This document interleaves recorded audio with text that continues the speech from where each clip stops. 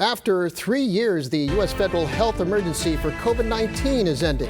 23 ABC's Corey O'Leary talked to healthcare officials in Kern County to learn about how this will impact the cost of COVID treatments moving forward. The U.S. COVID emergency provided federal funding for COVID-19 vaccines, treatment, and testing.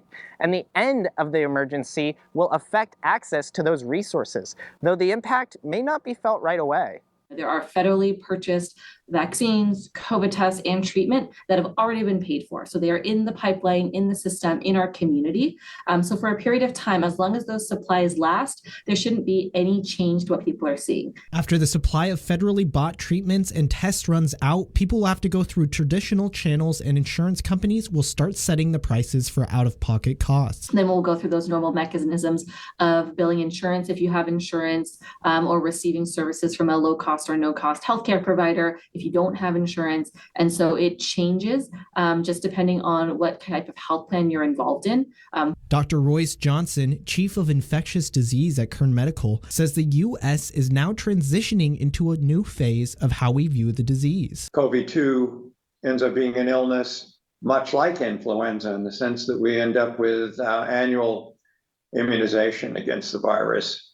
And it may change from time to time because of mutations in the virus, much like the influenza vaccine does. Local hospitals like Kern Medical received funding for extra staff to cover increased care during the pandemic, but that will no longer be available. Johnson says that lack of funding may hinder public health efforts in the case of another pandemic. There tends to be a quick forgetting curve for what happened, and this tends to be predicated on the availability of funds.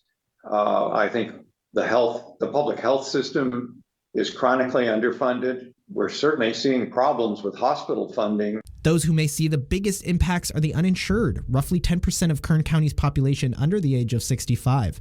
However, the Department of Health and Human Services has announced $1.1 billion to maintain access to health care for those without insurance and still offer vaccines and boosters for free. There will still exist, free and low-cost vaccines at places like the Public Health Department, at our federally qualified health centers. Hernandez tells me the impact on people will vary by health plan. It's really going to be important for everybody in our community to talk to their health plan about what that impact is going to be. The medical professionals I talked to stress the fact that although the emergency is ending, COVID-19 still poses a risk. So to be safe and get tested if you're experiencing any symptoms.